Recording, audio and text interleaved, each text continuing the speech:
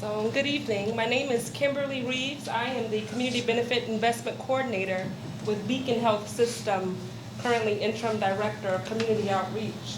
I just wanted to come here today, felt it was really important to stress that Community Health believes that the hospital, in understanding the data that we receive, will enable us to be more informed and focused in our decisions on meeting the designated priority needs related to the use of marijuana and synthetic marijuana.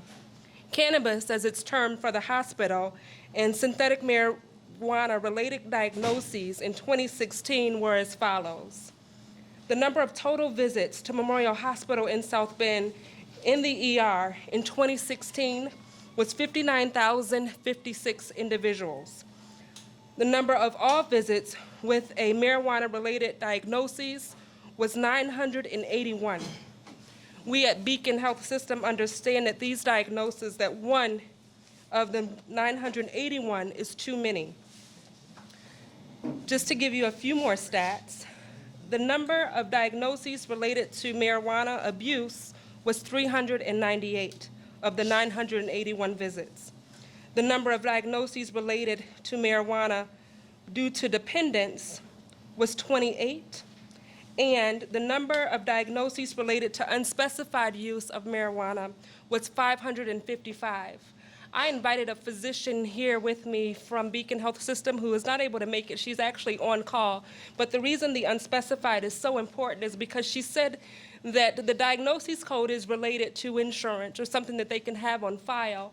However, if there's synthetic marijuana use or something that really prohibits the patient from functioning as they should, that it's notated in the physician's notes. And so the unspecified diagnoses, we can certainly assume, it's a pretty good assumption that with the use of synthetic marijuana, they're in that 555 number. Just to provide a few more numbers for you, of the 981, 538 were male, 443 were female. With race and ethnicity, 525 were white, 377 were black, 45 were Hispanic, other is 20, and unknown were 14.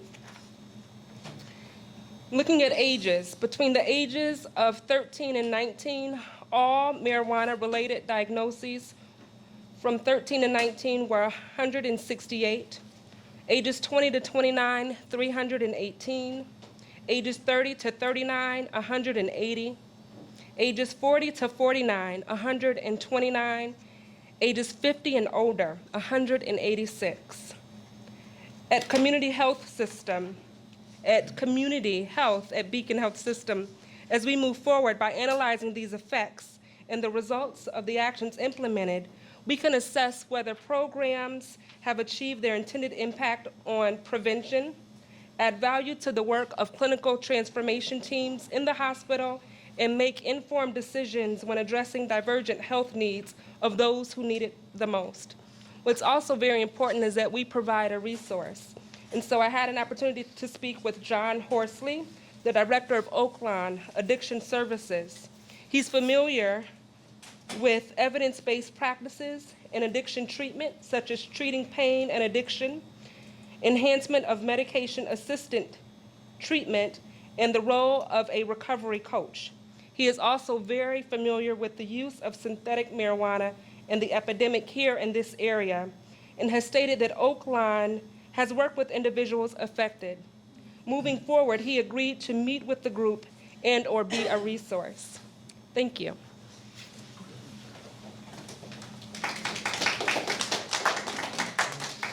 I left off something right away. I thought about it when I sat down. This town hall meeting is being hosted by the Martin Luther King Senior Men's Club. And if you would, I want the senior men's of the club, if you would, stand up, please.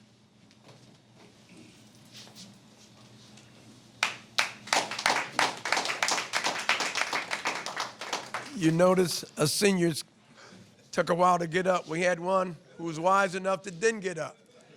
But what brought this about was our president, Mr. Bob Smith, was at a meeting. I don't call the meeting. Was anyone in the room at the meeting out at Layman Chapel Church? That's what brought this up. And when they went out, there were two. Three. You were there. Martin Luther, I was not. Okay.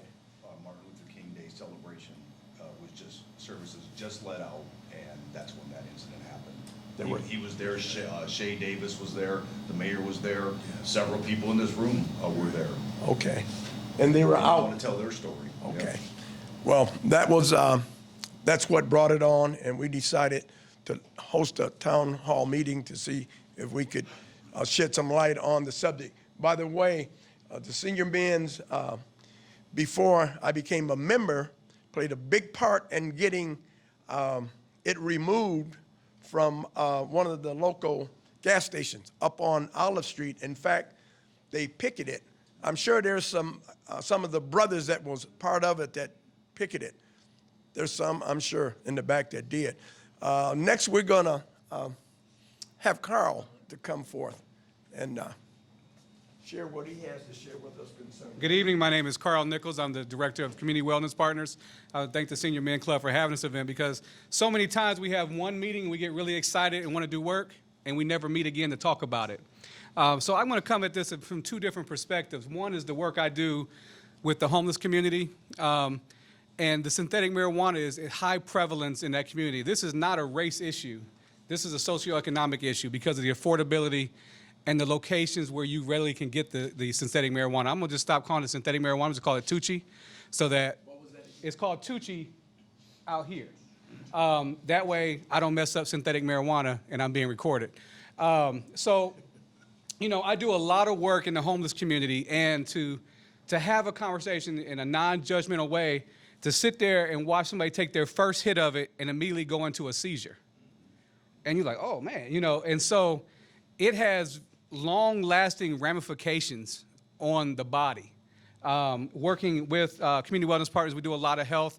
We talk to a lot of individuals in the community, and we see that because it's so affordable, it's and easily attainable, so it's in high demand, and no one's really cracking down on it unless someone's reported.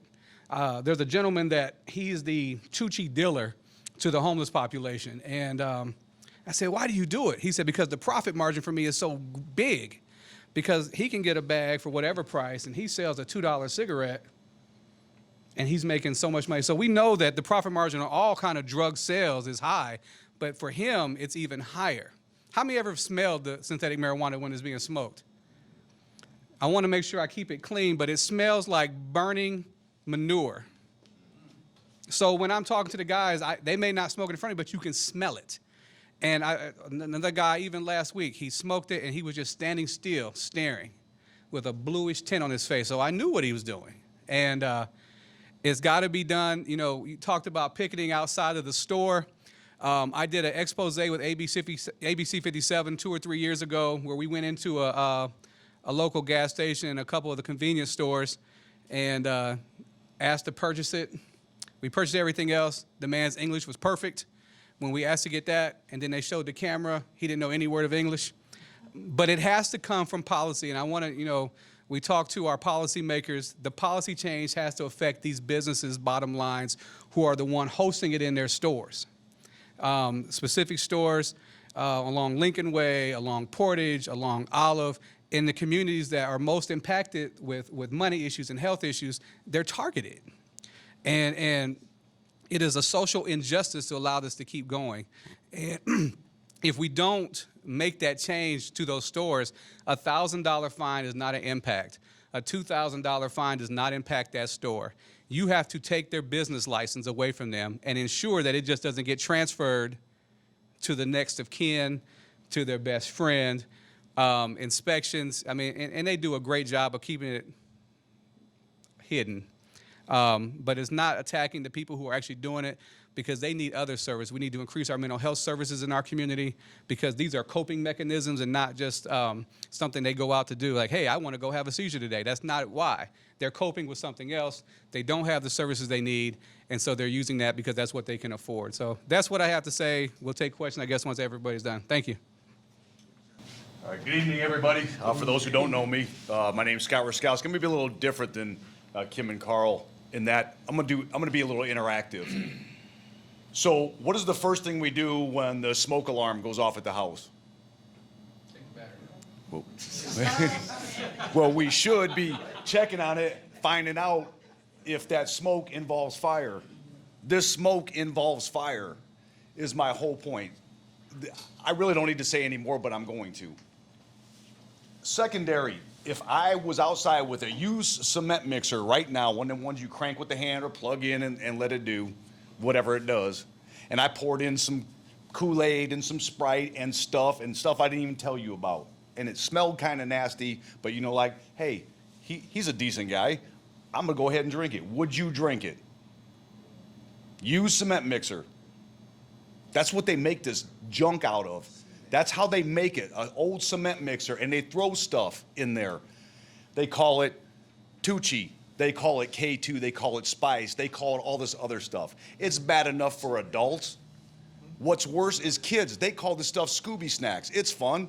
We, as older adults, probably wouldn't even pay attention to it. Think it's something fun, a gummy bear. It's not a gummy bear, and it smells horrible. That was a very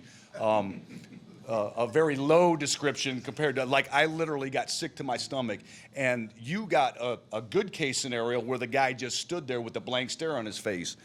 So just some things I want to tell you, and please, when I tell you this, and you can jump in at any time, imagine if you're the police officer responding before Carl or somebody else gets there to help us out. Imagine if somebody hits that stuff up, especially a kid that we witnessed, making it doubly worse. Again, bad enough for adult, double for a kid, in my opinion. Known short-term effects: mental alteration, including hallucinations, agitation, and you can run the gamut on that, what that may mean, psychosis, aggression, suicidal and or homicidal ideation, physical effects, immediate, such as acute kidney injury or total shutdown. Long-term effects of these substances are yet unknown. I don't know anybody in this room that would take a chance on something like that, an unknown. And we know about it. We can do something about this in advance. I'm glad you said the things you said, because I can't. I can only go hypothetical, where you say Lincoln Way or Olive or Western or smaller convenience stores, gas stations. It's not just there. And you can order it online. So you're absolutely right. We're looking at different things. Matter of fact, I'm going to put Miss Charlotte on the spot. She's been there, done that when it comes to ordinances and everything else. She's been instrumental. I'm going to put Karima on the spot as well, because she knows the stuff just like Charlotte does, like the back of her hand when it comes to ordinances. Now, they are not directly responsible for the ordinances, but those who are, who we've talked to, Tim Scott and several others, are on board with this. It's a matter of drafting, crafting, and passing ordinance to get it stopped. That is probably the least we can do. But I can tell you from the police perspective, the best we can do with this is the least we can do with this. But we can't do it. I'm sounding the fire alarm, the smoke alarm, I'm ringing the bell, whatever. We have got to do something. The police, even though we say we can do the stuff, even though we think we can do the stuff, I'm telling you right now as the chief, we cannot. We can only do what you allow us to do and what you put to us that we need to do. This is not one of them. We cannot do that, along with 103,000 calls for service, and right now 32 people shot in the city of South Bend, compounding everything else. But I can't afford the chance, I don't think anybody can, for one kid, one adult for that matter, to keel over. We've had the overdoses, you heard the numbers. This is not, well, it's harmless like marijuana. I can tell you, it's not. I promise you it's not. I've seen it. I've scraped the dudes up off the porch, hypothetically, over at Indiana and Michigan Street on the corner of the property where they're trespassing out on the front porch, laying there on a piece of cardboard. And on top of that, a lot of times washing it down with windshield washing fluid. Kids are doing that now. People don't even realize it. And again, we think it's harmless. It's not harmless. It may be harmless when it's not your kid, but it's going to be harmless to somebody's kid, and that's where we need to intervene. I can't, other than doing jumping jacks, which I can't do anymore, I can't get any more physical, emotional, or passionate about something like this, among many other things. But this is, we have an opportunity to do something to stop this, and why are we not taking a very good point talking about it? And me personally, I think everybody knows me well enough. I'm tired of meetings about doing something. We need to actually do something about this. Thank you.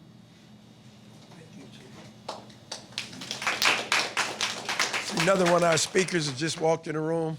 Gladys, would you please come forward?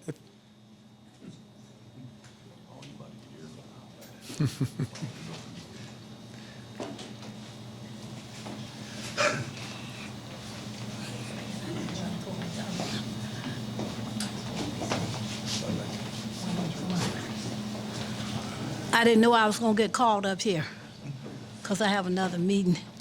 But anyway, I just want to say the seriousness of our children using those kind of drugs. I wasn't there to witness what happened on the day that we had the Martin Luther King celebration at Lehman Chapel Church. But a couple of people were here, and they said that our kids was smoking that synthetic drug, and they were laying on the ground, choking and vomiting and crying. And they saw it. And they were African-American kids. And they're not the only one using those drugs. All kids are using them. We simply think it's just our kids, but it's dangerous, and it's going to affect the rest of their lives. Sometimes they go out and they don't never come back. They be mentally ill for the rest of their lives. And our point with the African American Coalition is to make people aware that this is happening and that some of the little stores, the little Munchie Marks and some of these places are selling it. And you need to know that too. Some of it is legal, but it's up to us to try to get those places out of the neighborhood or to try to keep them from selling their stuff in our neighborhood. They ain't selling them over there on the east side. In the little places that are over there, they're not selling that kind of mess. And we have to be concerned about our children, and we want them to lead healthy, productive lives for tomorrow. We want them to become adults.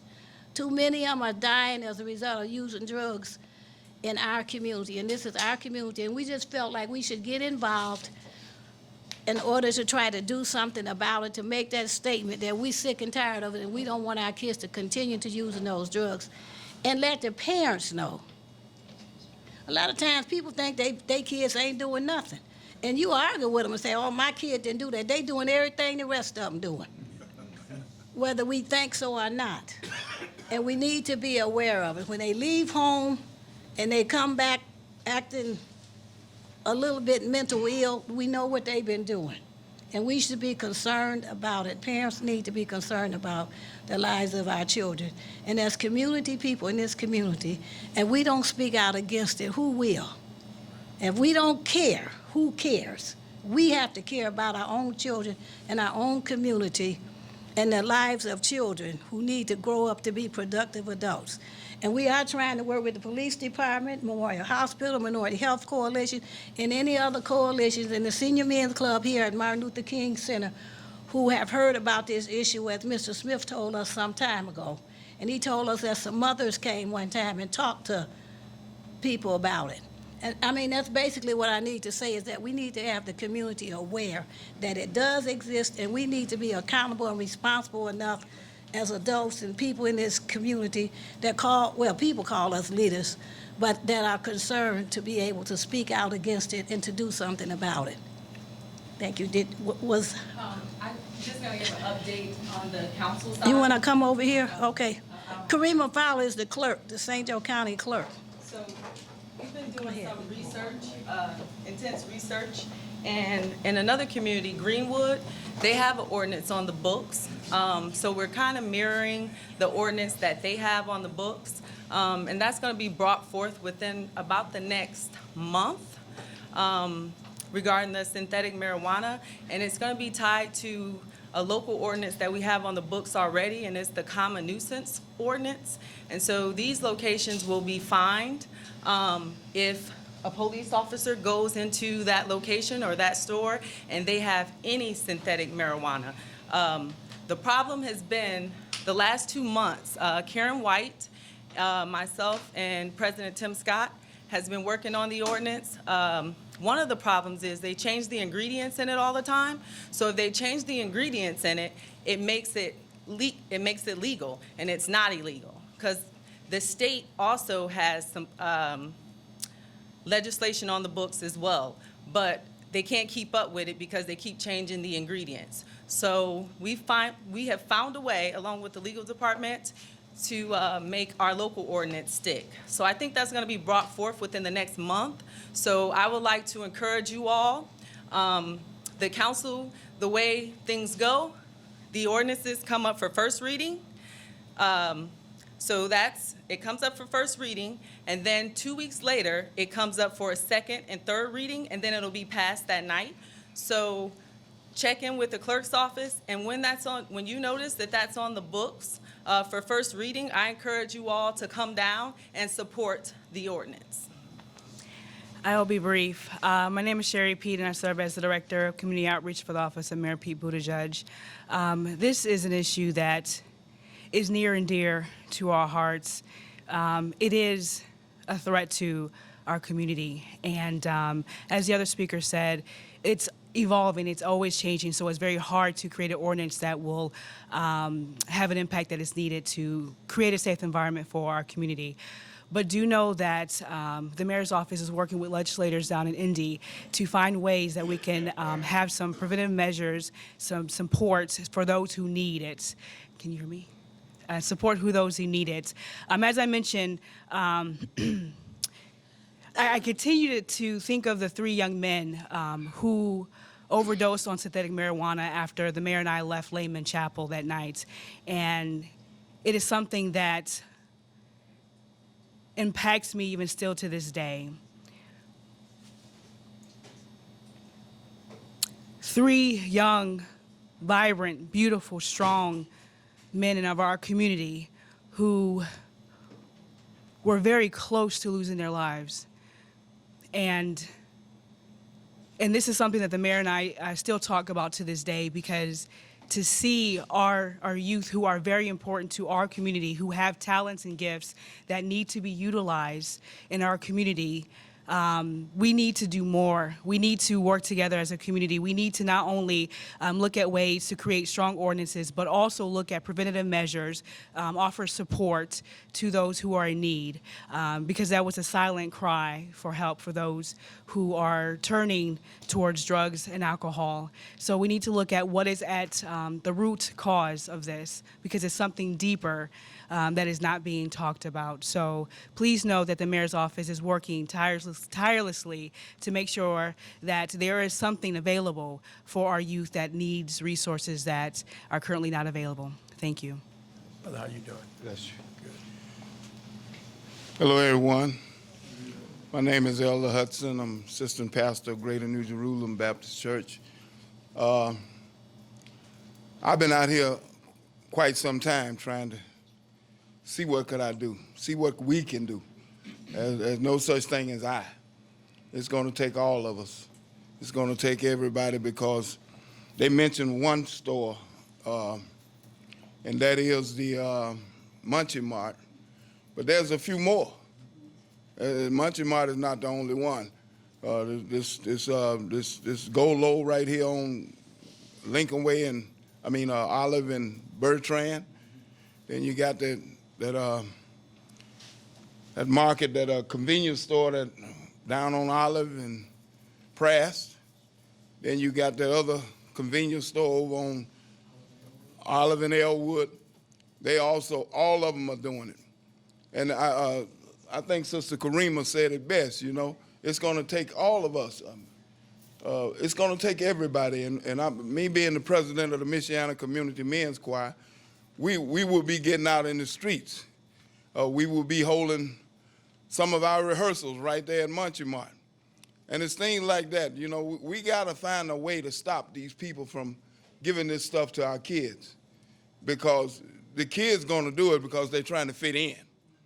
But we got to work with the police department. We got to work with everybody that we can to try to get a stop to this. And I encourage each and every one of you to just come out and support. When the ordinance comes up, come out and support. I have a full plate myself, but I'll sacrifice just to go out and try to do something to curb this violence, to curb, because this stuff is dangerous. I have a jail ministry, and Chaplain Coyle allows me to come in sometimes two times a month. And I go in there, and I've seen some of the young men firsthand that have committed murders. And I get to talk to them one-on-one. And I was talking to, if you remember a little while back, it's been a few years now when these boys killed this Johnny Dukes over here. And they were all high on ecstasy. And when I talked to the young man inside the jailhouse, he told me that he don't remember that day. He said, I don't even remember being in the car. You see? And they just loose, and just a loose cannon. And it's tearing up our young people, I'm telling you. We got to do something. And Brother Scott here has my number. Anybody else want my number? We'll be posting stuff on Facebook. We've been using Facebook quite a bit. We'll be posting something on Facebook, letting you know when we'll be out there. We're not going out there just to sing songs of Zion. We're going out there to mentor, to teach, and try to talk to some of these young men and reach them, because you never know whether you're able to reach them until you step out and try. I mean, behind the church walls is fine, but I came from the streets. I know about the streets, and I don't mind getting back out there, because I wasn't scared when I was out there, and I'm definitely not scared now that I got the Lord leading the way. I'm definitely not scared. So I need everybody. We need everybody to come together. It's not no I thing, it's a we thing. And we need to get together and see what we can do, because I've been praying about this and praying about this. Pastor Preston will tell you, I've been talking about this a long time. And it's time we do something about it. I mean, unless we want to continue to go to funerals, we better get busy. A couple of things. First of all, thank you to the Martin Luther King Senior Men for doing this. But I just a couple of points. Number one, I very respectfully disagree with you about it being a racial thing. I think it is a racial thing, and I think we need to not be afraid to say that. I've been around a long time, so I remember when heroin was out, and we put heroin addicts and dealers in prison. The prisons are full of them. Now heroin's back, and white people are using it, and so now we're talking about treatment centers, and we're talking about this drug that the fire department or police officers give them to bring them back. That's all good stuff, but I just think we need to be conscious of drugs and who uses them and how much attention they get. This drug, as the chief said, 20 years ago, it was in these convenience stores. And we talked about it a little bit, and it kind of went away. So it's come back. And the fact that it wasn't so well known wasn't until the chief, I mean, not only did that issue happen on Martin Luther King Day, but then the chief came to the African American coalition and talked to us about it, and we really got busy. So I think it is a racial issue. I think that whenever black people, especially young black males, are doing something, it doesn't hit the news like it should, number one. Number two, correct me if I'm wrong, but I was at a meeting, community meeting, and I know that over on Western Avenue across from Granger Community Center, there is a convenience store group that's trying to open a convenience store gas station. Now, I think they're the same people that own the Elwood and Olive Street place. So, you know, I think we have to go to the area plan council meetings and demonstrate against these people that sell stuff that kill our kids and kill our people. The third thing that I'd like to ask is that these convenience stores that sell this stuff, they ought to be seen as a nuisance. I mean, am I correct that Walmart doesn't sell it, Myers doesn't sell it, Martin's doesn't sell it? So these convenience stores that conveniently sell this death stuff to our children, they ought to be considered a nuisance, because they are a nuisance. So those are the couple of things I wanted to say. I think from my perspective, when I made that comment from the community that I'm serving within the homeless community, that everyone there is using it. And so I'm sure it has a wider impact in the communities of color. And I say that because last Tuesday night, we had a discussion on race in my office, and we got to that topic that heroin was never an issue to the larger community until it started impacting the people who are saying, uh-oh, now it's in Granger, now it's in Hamilton County, uh-oh, we better get this $11 million into the state to help it. white face. Right, and so that was part of the lead discussion on that, so I totally agree with you. It's very interesting, the police chief in Indianapolis did a forum at the State House, and he said the best rehab was prison for any drug. And I tell you, the State House, if you've ever been there, finally got quiet. Everybody's like, really? And this was the person in charge. So how do you as a force do anything any differently if your leadership that's their mentality? And so when we talk about policy and change, it has to come with the right mindset to really affect change.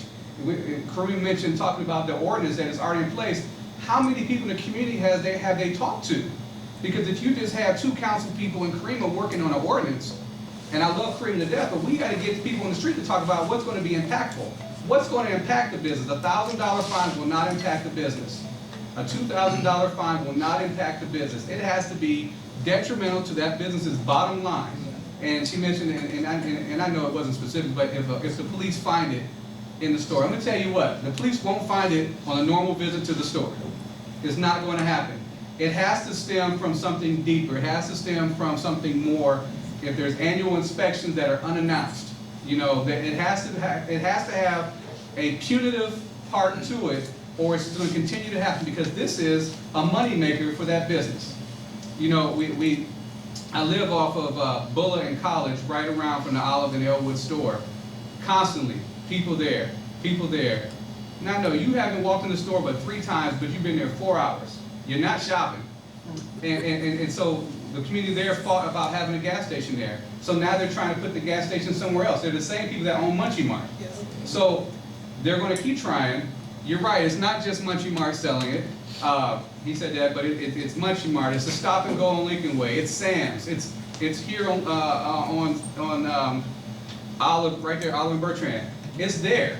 I can't get a bootleg movie anywhere in this community since I did the thing with ABC 57. So, because now they see and they know me, they're not going to let me come in the store and get anything else. You have to make it punitive, because when we make it punitive on the user side, that's not solving anything. That's like putting a mousetrap in your house and not stopping mice from getting in your house. It's going to just keep happening and keep happening and keep happening. So you have to be punitive to the businesses that choose to be detrimental to the community. Like you said, Walmart doesn't use it, Meijer doesn't sell it, we don't believe, Martin's doesn't sell it. No one's going to say they sell it. We have to build relationships, and I know this sounds strange, we have to build relationships with the people who use it. Because we have to find, okay, where are you getting it from, and build that relationship. Like, I know the guy who buys it from the store on Lincoln Way. I know him. They pay him to sell it. He sells it, he makes his money, the store makes their money. But you can't just go in the store and say, give me all your Tucci, because it's not going to work that way. So we have to put institution things in place to attack it, or we're going to keep having more of these meetings and like the elder said, more funerals and more vigils and more things like that. So we have to be more proactive. It has to be punitive to the business so we can move forward. Someone else, just stand up so we'll know. Okay, my name is James Griffin. I have a problem with some of this, is that, first of all, black folks don't own boats, trains, planes, helicopters to bring all these drugs into our community in the surrounding states and what have you. So that's number one. Number two is that, you know, there's another drug that's out called Zoom. And what it does is it deadens the frontal cortex of the brain. And you take it one time, and that's death. And that's it. So my question is that to you, Chief, what can be done to stop the head and not the tail, as far as the distribution of drugs from the top, not the bottom? That's my question. So to go along with your question and Carl's point, we've always, in policing, ever since I know, I've been on 29 years, you know, see Lynn sitting here, he was on when I was a kid. I've known him since I was in diapers. We've always been the, sorry Lynn, I didn't mean to make that over. We've always focused on, for what we're talking about here, the user. The punitive, all the punishment, the money, the incarceration goes to the user. What about the supplier? So you're talking about the head, how does it get here? So this is a little different because I can order it on the internet or I can go to one of the convenience stores and they call it convenience for a reason. But they can literally go out the back of that store behind a privacy fence next to the grease trap and roll this thing in a nasty barrel that they may have cleaned dog poop up with. And throw in some rat poison and throw in some antifreeze and throw in some Drano, seriously, and then dry it out. And then put a little purple and green and some pretty colors on there, and nobody thinks anything about it. So again, and who do we as the police catch? We catch the guy or the kid or the lady, doesn't matter, with the stuff, usually after they've taken the stuff. They're not gonna wanna tell you because they could have got it for free, because that's what usually happens. Here, let me give you a sample. Well, a sample means you're gonna be my purchase, you're gonna be purchasing it. I know if I get you to hit this, you're gonna come back with money to get more. That's what usually happens. Here's your sample pack. Try these Scooby snacks out. Try this Tucci out, it's cool. And then it gets passed around, they try it. You either get hooked or you eventually will get hooked. If you're, I don't know how you wanna look at it, lucky or unlucky, you're probably gonna end up dying. Because everybody's body is completely different. Some can tolerate it at a longer term, some not at all on the first time. It doesn't matter if it's heroin, doesn't matter if it's Tucci, doesn't matter what it is, doesn't matter if you're taking a swig of windshield washer fluid, which just blows my mind thinking about things like that. But the ultimate is, why do we continually focus on, just like Charlotte has said, or alluded to, the person doing it? That shouldn't be punitive. That person needs help. If we can take one part of that equation out of it by getting that stuff out of here, going after the ones that are supplying that first, then we can get the help. I think it's easier to get the help if you can take the ease of it out of the equation. I mean, I can go anywhere. I can walk 3 blocks away. If this one ain't doing it, I'll go to another one, or I'll get on the internet, or I'll stop somebody I know that has that and get the rest out of the packet that he or she may have in that packet. The ease of it, I think, is more than anything that I've ever seen, including heroin, including marijuana, including, it's a heck of a lot easier to get that. So, I mean, I understand what you're saying, Chief.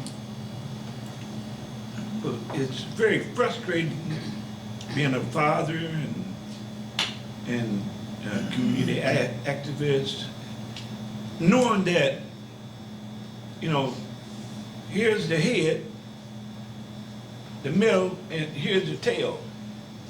And then when it gets from the head to the tail, it's being devastated.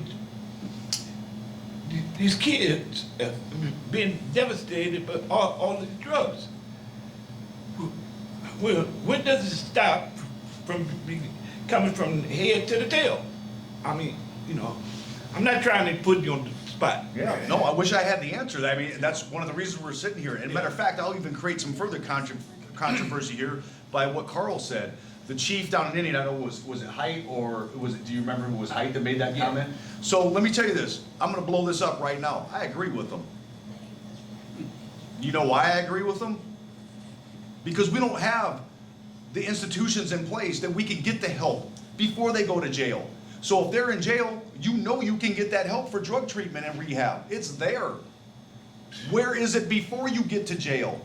So I don't know what the context or anything that chief said, but thinking about what Carl said on behalf of what that chief said, I see his point, where if that's the only place that you can get it, then get them in there so they can get that help.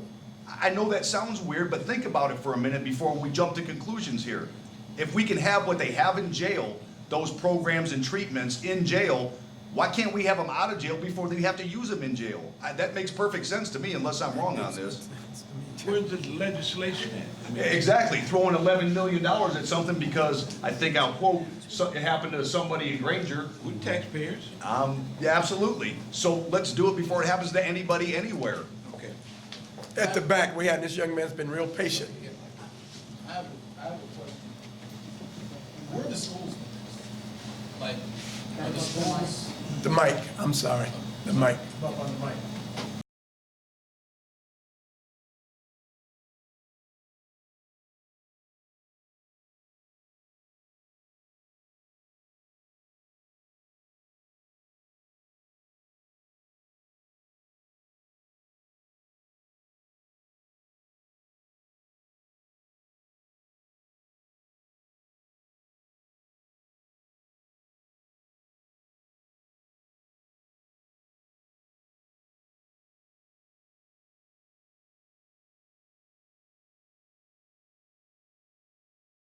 I will say this, and you can answer that yourself. The school system got their hands full. And this is a subject that a lot of us don't know a lot about, you know, because you just don't, and especially in the African-American community, there's so much done with natural weed or natural marijuana that a lot of people don't even know this exists. I'm really surprised that it's that much of it. I really am. And so probably to answer you, they probably don't know a lot about it. I wish there was somebody from the school corporation. Do you know a lot about it? Have you heard a lot about this? My brother that asked the question. Is this kind of new to you? This is, yeah, I just heard about it maybe a month ago. And I'm pretty out in the community, and it ain't something that I'm versed on. I guess my point is, I don't know that, I think we're doing the kids a disservice. They're not stupid.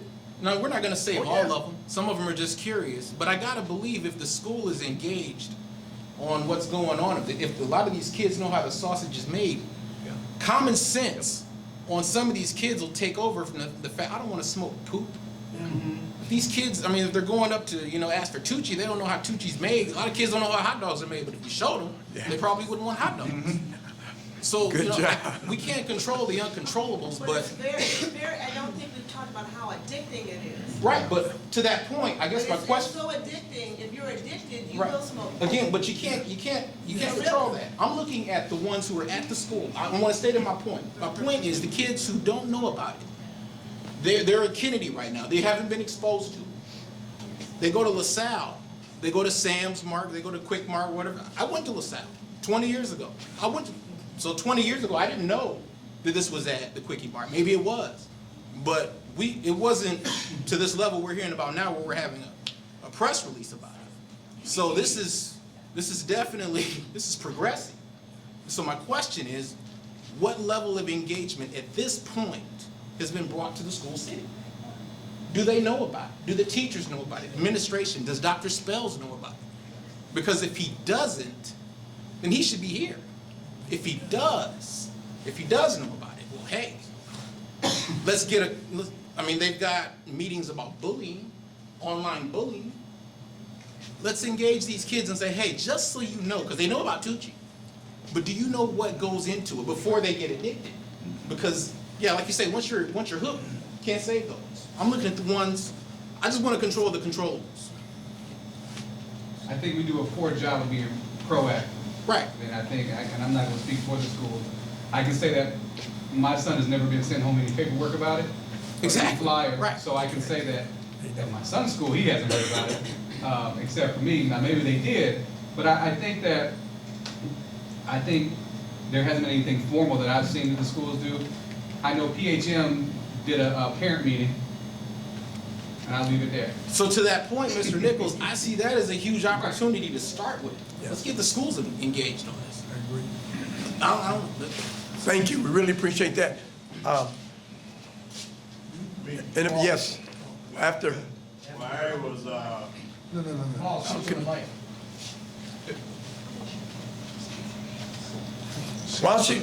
While you're coming up to the mic, Alkina. Good evening. My name is Alkina Aldridge. I'm deputy to City Clerk Karima Fowler, who spoke a little bit earlier.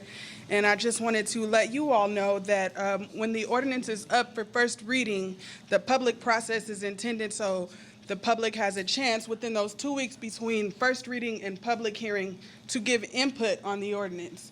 So there's no ordinance that's ever completely finished. So we have a draft, we have an idea, but please come and be a part of the public process. Call your council members, email your council members, Tim Scott, Karen White, Regina Williams-Preston. Talk to them and tell them you want to see more measures on the preventative side, or the fines are not harsh enough, or whatever you think you want to see as a member of the public. Those 2 weeks, and even now, that is the time for you to voice your opinion.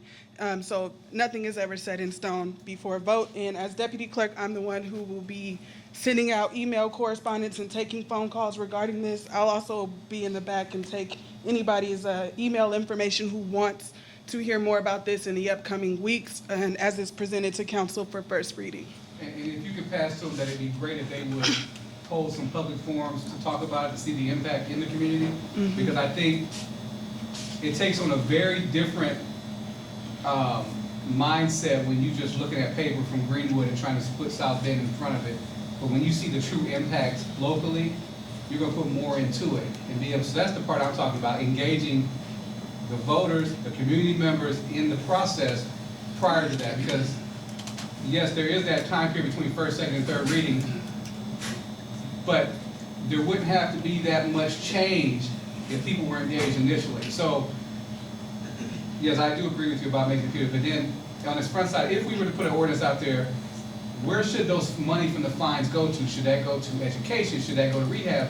Or it should not go into a general fund for the city to not go back and impact this very same issue that the ordinance is coming to. So should it go to community groups to help educate the schools, to help educate parents? So making somewhere in that ordinance for that to come back and impact the community when those fines happen. And I hope that you say all these things during that process, or even now, talking to Tim or Chief Ruskowski, Karima as well, and I will share with them as well. So I'm glad you said that, Alkina, and I think even Charlotte may expound on this, because you both were in the same meeting I was, and Joe Taylor is pushing forward on this as well from a state level, because I don't remember who said it, and I'm glad they did, because I forgot to say it, was the constantly changing content of that. So rat poison, whatever, the chemical compound of that is what's directed. That's Greenwood and other places had that.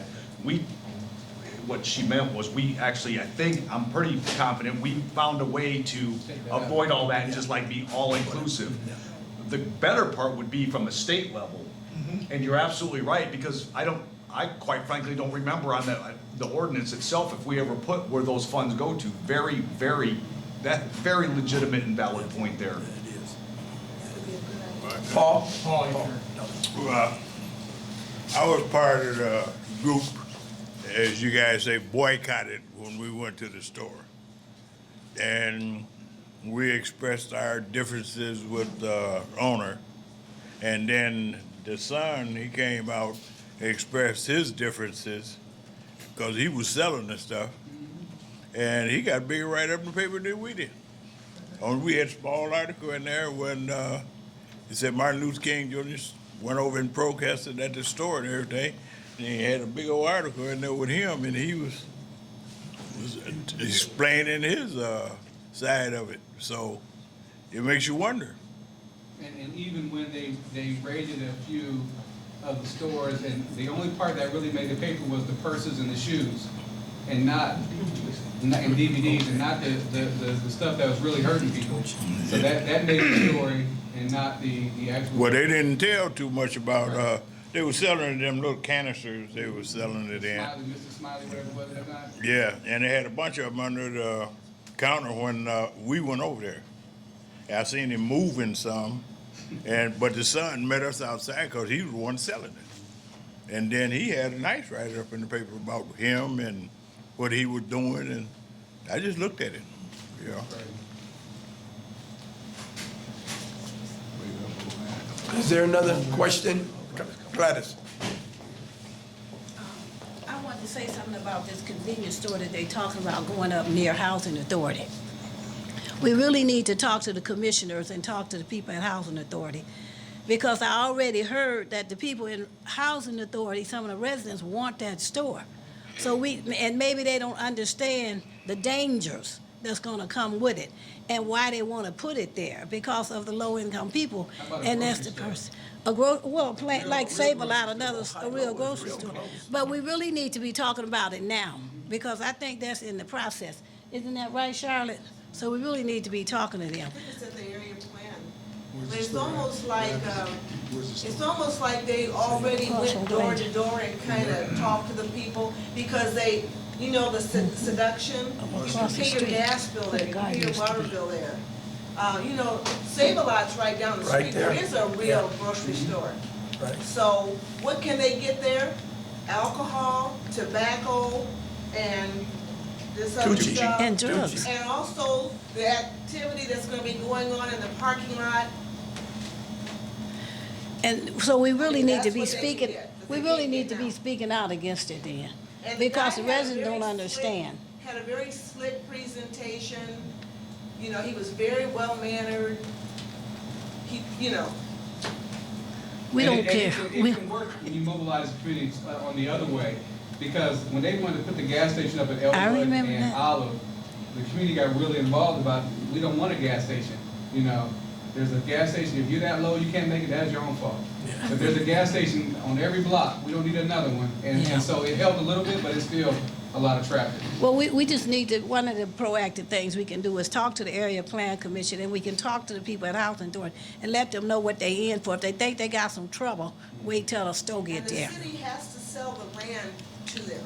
Oh, okay, well, we can talk to the city. We got that. Everybody in here can talk to the city. And we can call it racist if we want to, because that's what it's all about. There's a reason that a lot of stuff is in our neighborhoods and they not anywhere else, because other people don't tolerate it, and we tolerate it. And that's the difference, we tolerate it. Other people won't tolerate that mess in their neighborhoods. And we shouldn't tolerate it either. And Gladys said something that's so important, that convenience.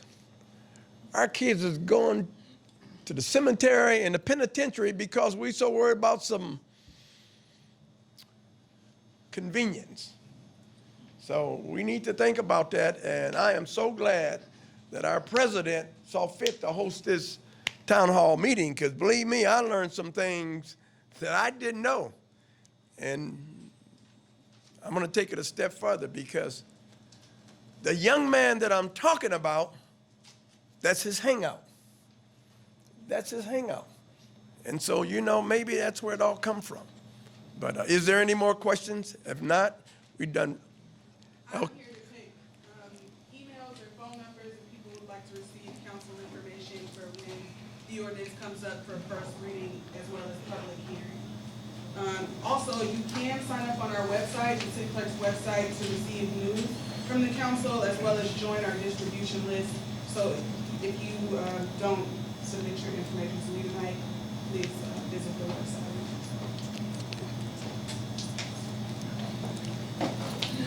Okay, wait, somebody in the back there. Real quick. Come on, Real man. quick. You know, I have to say this. Chief, you know, we go back a long way and I respect you. I have to say, prison is never an alternative for treatment. Okay? Absolutely. Prison is never an alternative for treatment. And if we send a kid to prison for him or her to get treatment from illegal drugs on the street, we do not help that person. We only further cause them further problems. When they come out and they try to get a job or they try to get housing or they try to get other services, they're not going to ask them why you were in there for. All they're going to know is that they were in prison. And it further causes them problems from having an opportunity to get services and other opportunities. We have to find a way, and I understand what you're saying, but we have to find a better way to treat them rather than put them in prison. Our kids go to prison. White community go to treatment. And if they can go to treatment, we can go to treatment. Prison is not an alternative for treatment. Okay? No, you're absolutely right. And I was quantifying the point that the chief, that Carl said the chief made in Indy. Doesn't matter. No, it does matter to me. And what matters to me is you can't get a job, you can't do that stuff when you get out of prison if you're not alive. That was, I'm trying to, maybe I didn't make myself clear. The point I was trying to make is I understand where the chief came from. If you can get this in prison like that, why on earth can't we get it before it becomes prison? That's my point. You know my son, you've known me forever. And I do, and that's why I'm saying that prison is not an alternative. And so we have to find another place, okay, to send them to legitimately Absolutely. treat people, Yes. okay? But for us to say, okay, it's all right for us to send them to prison because we're gonna send them to prison for treatment. Absolutely. Okay?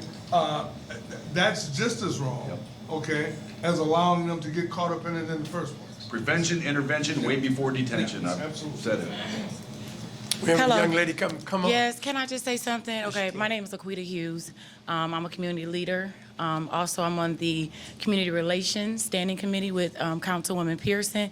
I would just like to say, in speaking to the community, not just the youth, but parents and those that live on, within these areas where these stores are selling this product, this is what I would like to challenge you guys as the panel and just all those community leaders that are here and those that want to get involved. You're dealing with owners who are selling this product. I'm not for sure because I haven't seen, stats of the sort of where it's coming from. But you're dealing with people who have grown to have a relationship with those in the community. And so you're dealing with parents, children youth, who parents are on drugs, who work the $7 an hour CNA jobs and housekeeping jobs. And so these stores provide these children with tennis shoes. They also provide them with the synthetic, substance. They provide them with, okay, if my mother has an EBT card and we don't have any food, so I'm gonna let you get some food on credit. What can we do as a community become more knitted and become that village so that we can take that out of the kids' hands and the parents' hands? You do have an alternative, which would be a positive, but we also, in dealing with this, I would challenge you to also think of, these are things that are in place that these youth and these adults are exchanging with these owners, okay? I'll just tell you, my challenge would be with the community. All right. When you throw a challenge, seriously, now. because everything that you said, how does that involve the police? That's right. Name one thing your point that you made, what component anywhere of that involves the police? Where is crime or disorder involved in that? Well, I would say that I know that the police, you guys have summer workshops coming up. And so always, but being present, being transparent in the community, building that relationship with those within the community so that the parents can say, I trust that officer with my child. And so when there is an issue, like I'm not for sure what state it was in, but an officer got a call out of state. I want to say it was Ohio somewhere. And the child said that he was going to run away. It's just in my head because I just read it. And so the officer found out that this child didn't have a bed at home. And so the officer also found out that the reason why the child was failing in school was because mother had just moved, the whole family just moved from out of state to take care of an elderly grandparent. And so all those components, all those triggers that the youth, go through, I would challenge you, the officers, to be transparent and to build relationship with. I know you're already working on that because I've been speaking to you and groups that we've been involved in, and we got to start somewhere. But in dealing with taking away the negative, we got to replace it with the positive. We want kids to run too.